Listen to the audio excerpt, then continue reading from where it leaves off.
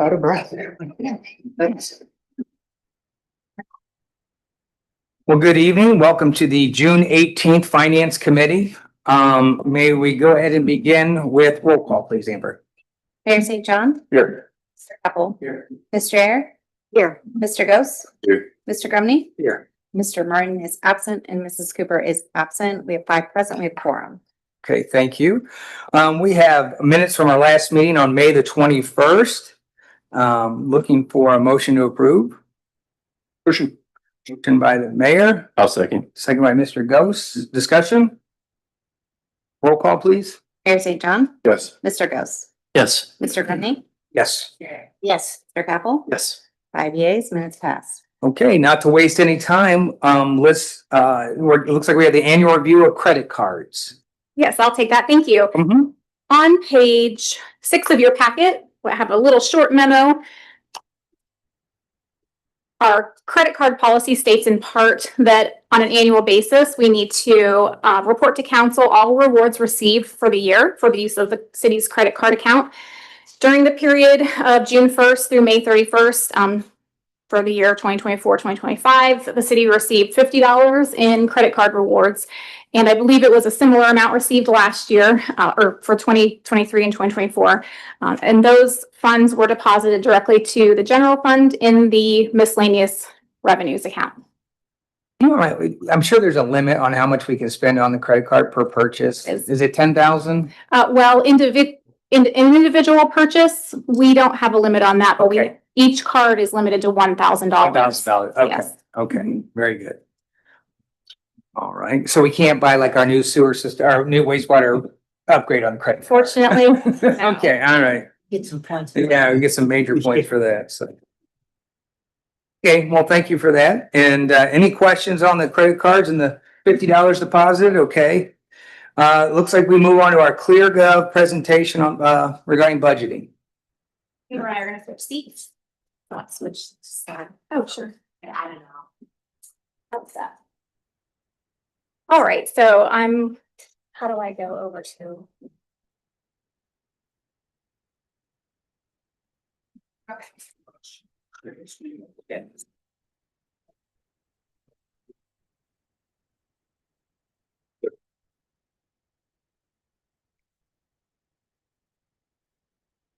Okay, thank you. Okay, on the screens, you should be able to see the ClearGov homepage. And this is just the landing page that we have for the ClearGov budgeting tool. So I wanted to walk you through what I've learned and what I've experienced so far using this tool. We have capital budgeting, personnel budgeting, operational budgeting, and this ClearDocs is a budget book. So what I've gone through so far is the personnel and the operating. I haven't gone through the capital yet. The personnel is where I'd like to start to show you what this looks like. I have set up a fiscal year 26 personnel budget. And if we view the dashboard, I'll minimize that, move that over. Can I minimize that here? Okay, very good. So in here, this dashboard is showing us the current fiscal year 2026 personnel budget. And this is all based on inputs that I've input into the system. Every employee's input here, their wage, additional pay and benefits, it's all included in here so that we can accurately see what we're paying for each person and each department and each fund. So if we scroll down here, we're able to see some charts. And this is just personnel costs for fiscal 2026. As you can see, we have wages here, benefits of $812,000 and additional pay. The benefits are like health insurance and things like that. The additional pay is the state retirement, so OPERS match and OPNF match. And this units is separating the general and the police union. It's kind of a long, complicated description as to why they're split out into units, but it has to do with the way they're paid. So I won't bore you with those details. This is the personnel cost by fund. So the general fund is the big blue circle. And then the only other fund that we have wages in is the sewer fund. So that's this little fund here. And this is broken out by department. As you can see, the police department shares the bulk of those costs. followed by the street, and this is sewer.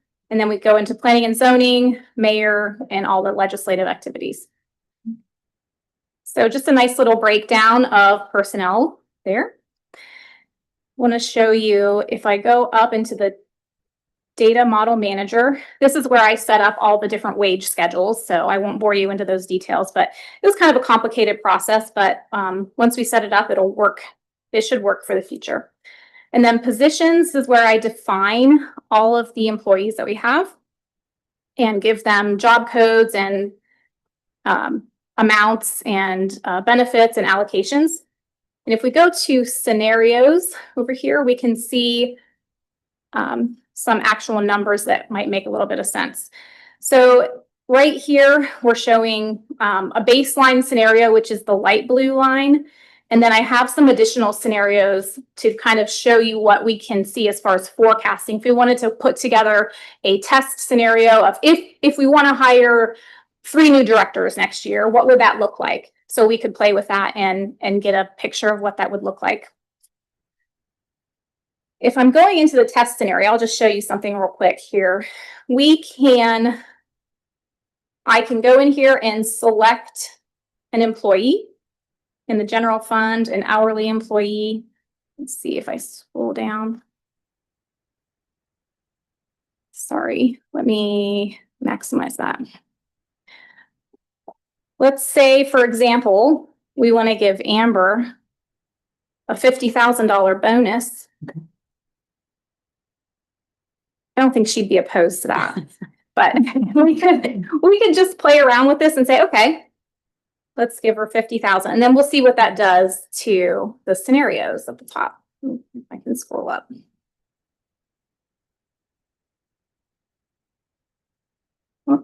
For some reason, I don't know why I can't scroll up, but Yeah.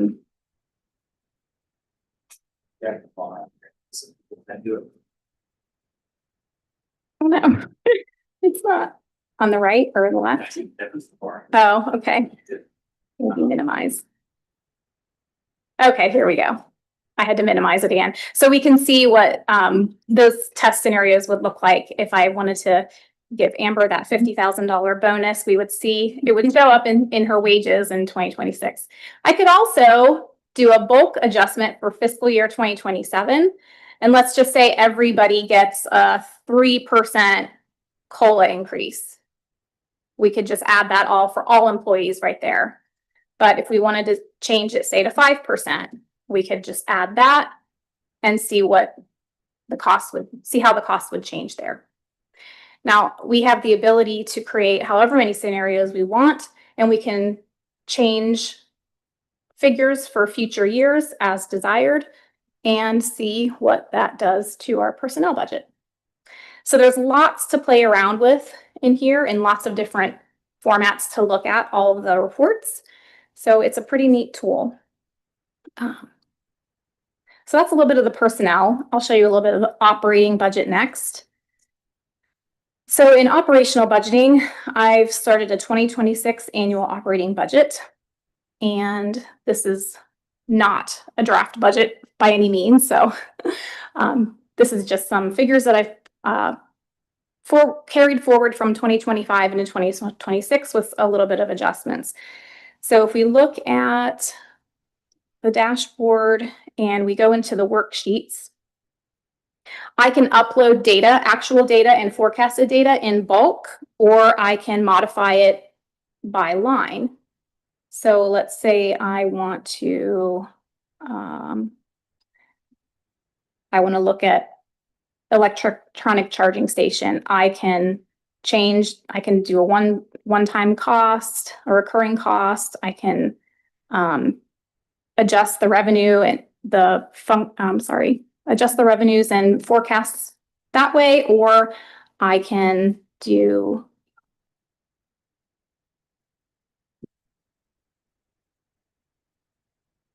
These are really big on the screen, so I apologize. I'm not able to move around in this as well as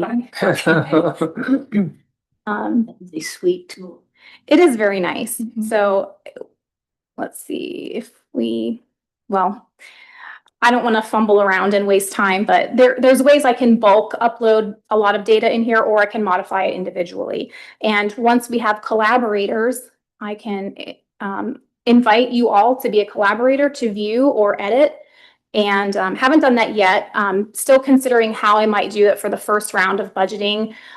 Considering just doing it as we've been, where I will input all the information in ClearGov just to see, make sure it's working well.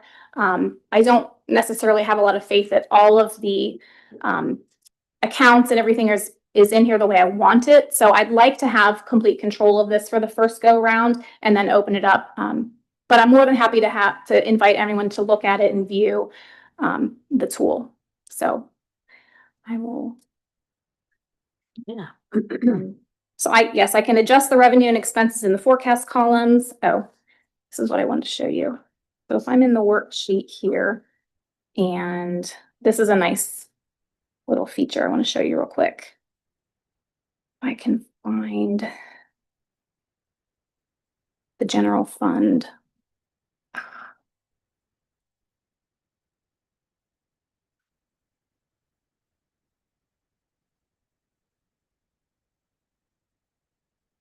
Sorry, looks a little bit different from mine. I can see some metrics in here. If we click on the line and click on show metrics, it'll show us if we have forecasted amounts, what we can see. I want to find the general fund because that's where it was showing a lot of good information. You type in that free form field above there, right there, just general. Yes, it looks like it's. I'm not pulling up the full fund. I'm sorry. Maybe if I filter. Sorry about that. Okay. If I do just click on one and click show the metrics, I wanted to pick, oh, here we go. So this will show us all of the future forecasting amounts that we have for this line. And I can select this for multiple accounts so we can see various funds and accounts in a chart. We can see the budgeted, actual, surplus, and forecasted amounts. So this, I really like this tool a lot, and I wish I could find the full general fund to show you. But again, I don't want to waste your time fiddling around with this, but I can show you that anytime if you want to stop in my office. I'd be more than happy to.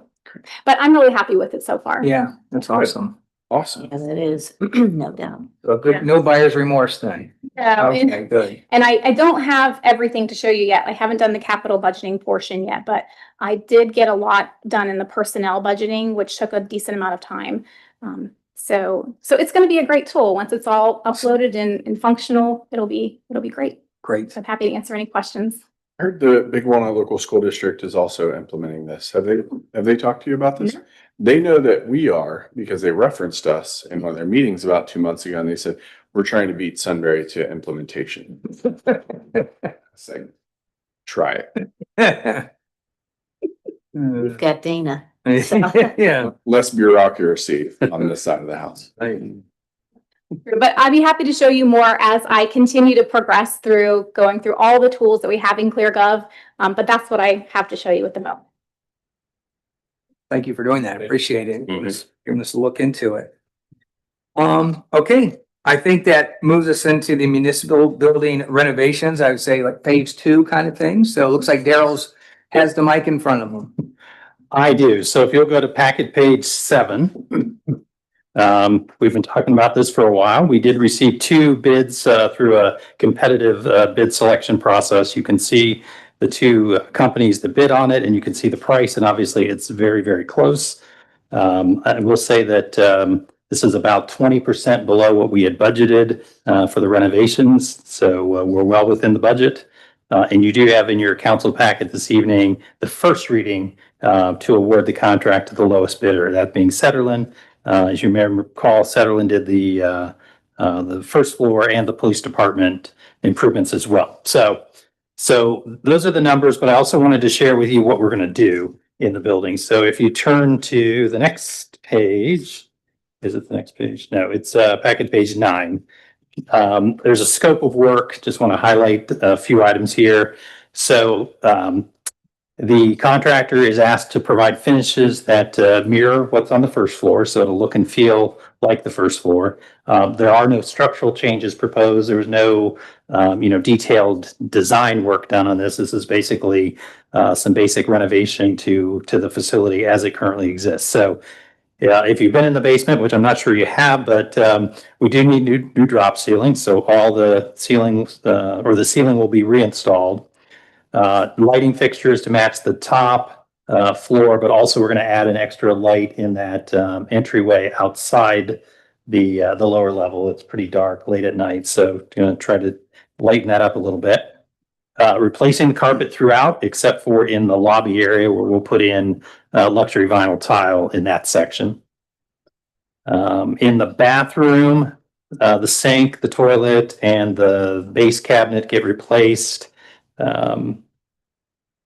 The conference room, if you think about that, when basically the countertop will be replaced, but the existing casework stays in place there. So not a lot in the conference room. The kitchen, basically all new casework with sink, new flooring, and we're going to convert the what used to be the old shower into a closet or a storage facility there. The walls in the building, or the walls in the lower level. So any wall that is an exterior wall, that we've asked them to remove the drywall, open it up, and then waterproof the walls themselves.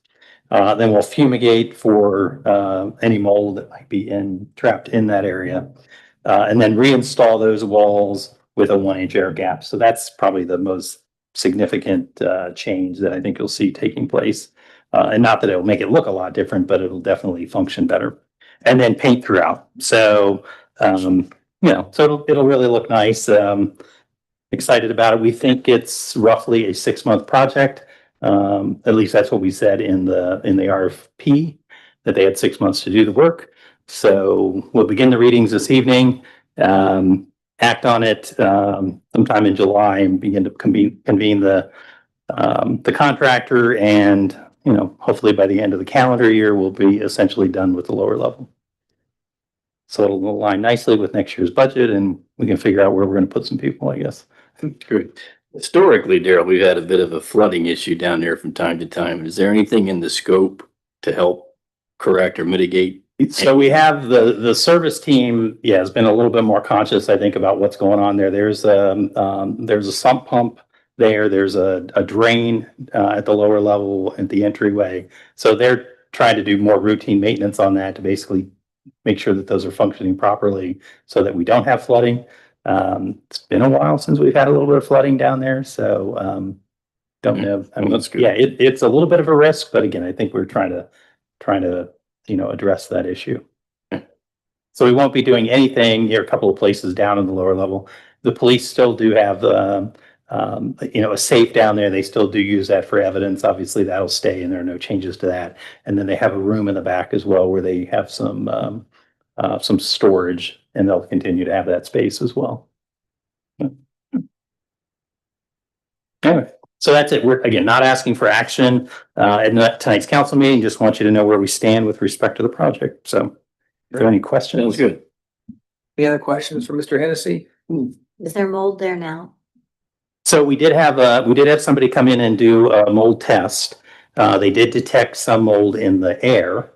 And what they said, well, you can fumigate it and that'll kill all the spores. But after talking through it with the contractors a little bit more, realized that if we, again, could get that air gap in there, that'll prevent moisture from collecting in behind the wall, which is, the reason for the mold. So taking steps to basically, protect against that.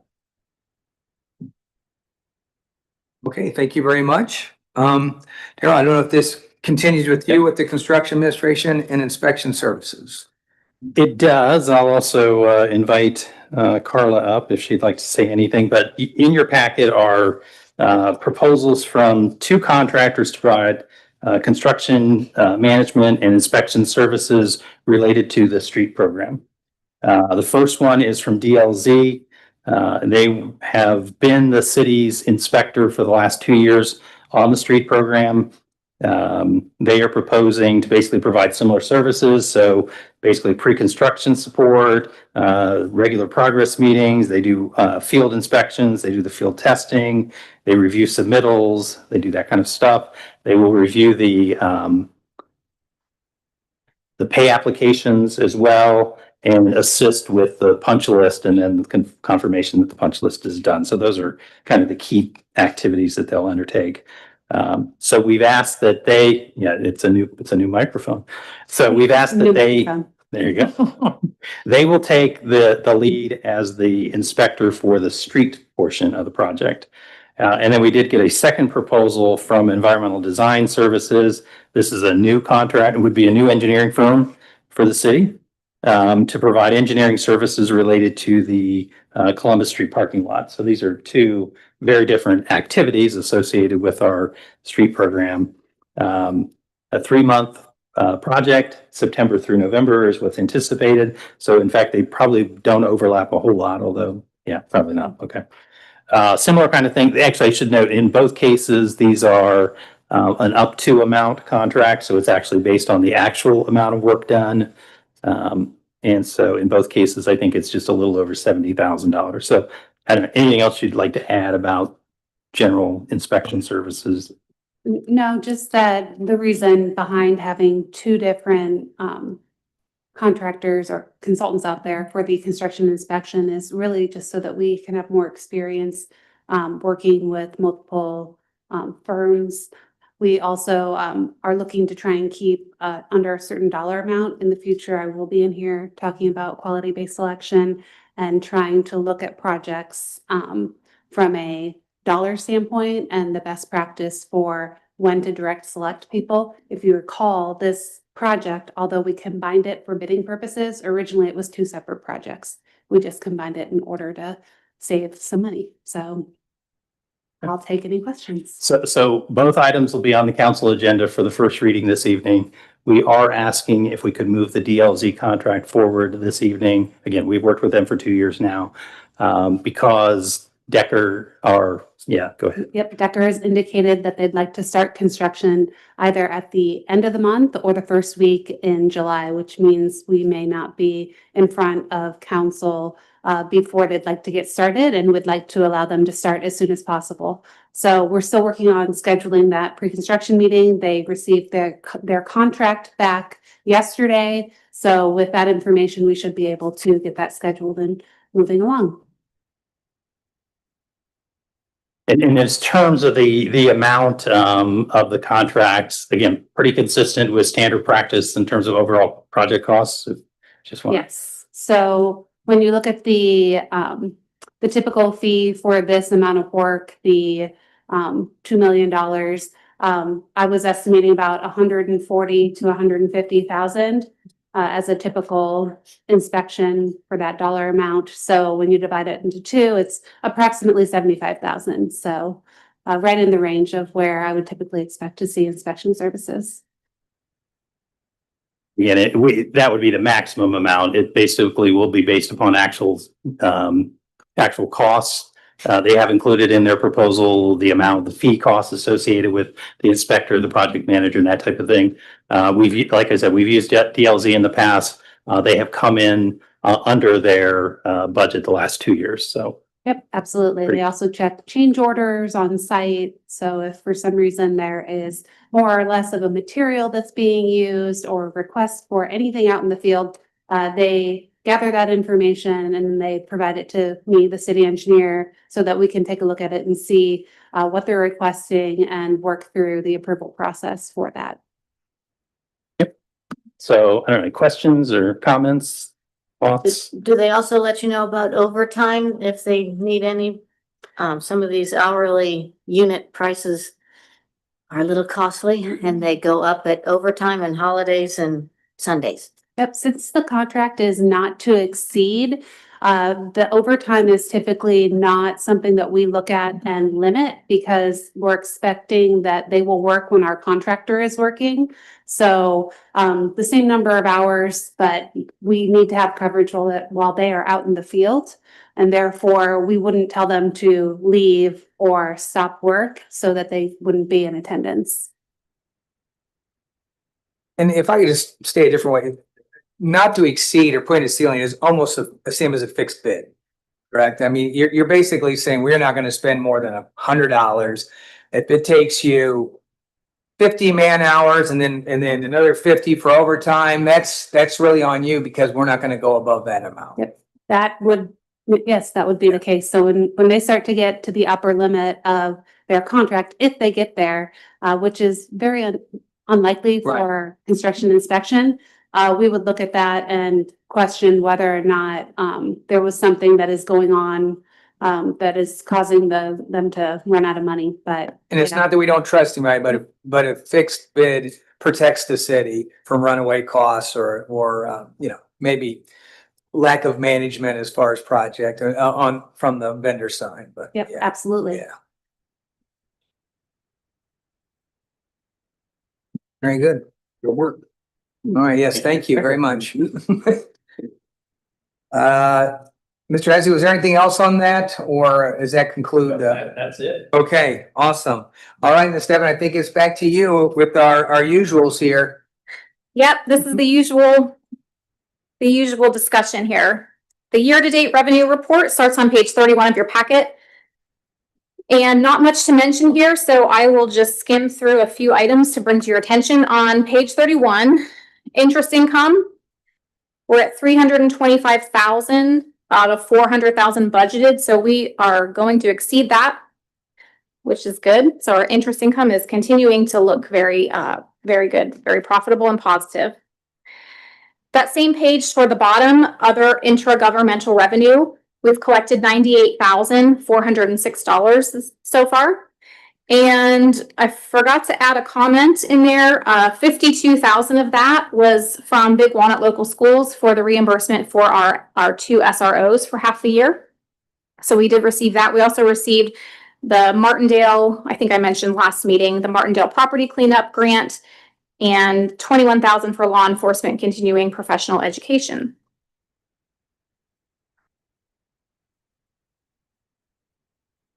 And revenues, I don't have anything else to discuss on revenues. Everything else is pretty standard. Moving on to the expenses, this starts on page 34 of your packet. I added a column to the far right called reimbursable. Hopefully this is kind of what you're looking for. On the first one where I used that column is in the contractual services for admin.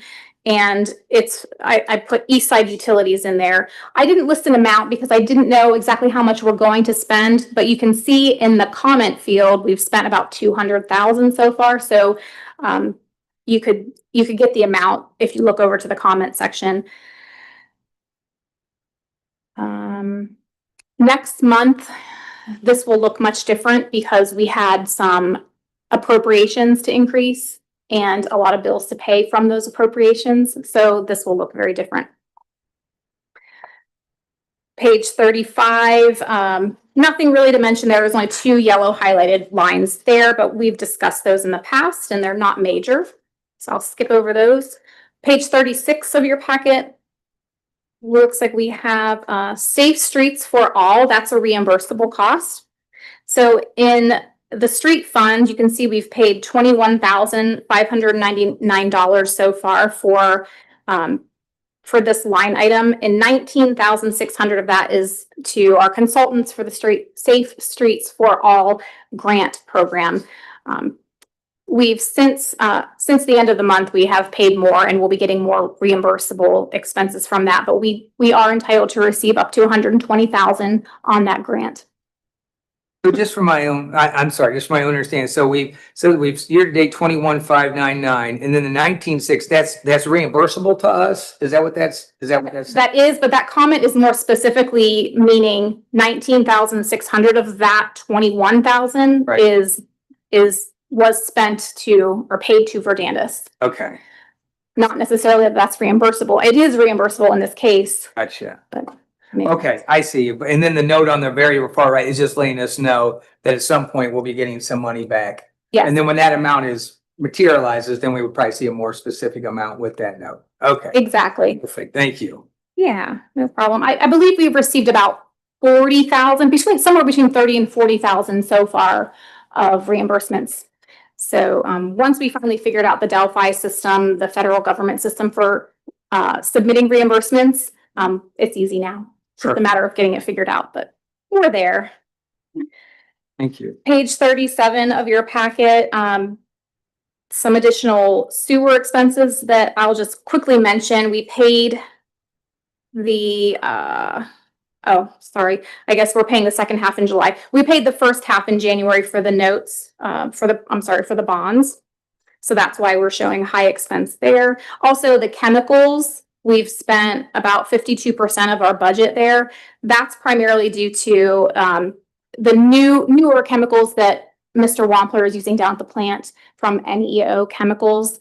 I know it's a more expensive but better for his purposes, and it works better than the previous chemicals that he's been getting. So a little bit more expensive, but essentially needed for that.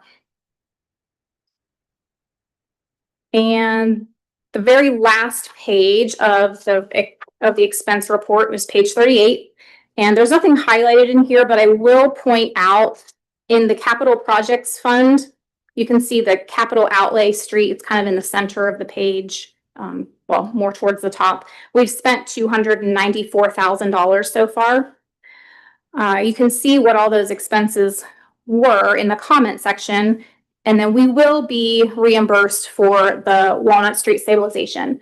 That amount will be $520,000. That was the grant amount, $520,000. So whenever we submit for reimbursement for that, we'll receive those. And similar to the Safe Streets for All, I'll indicate the amount once we know it.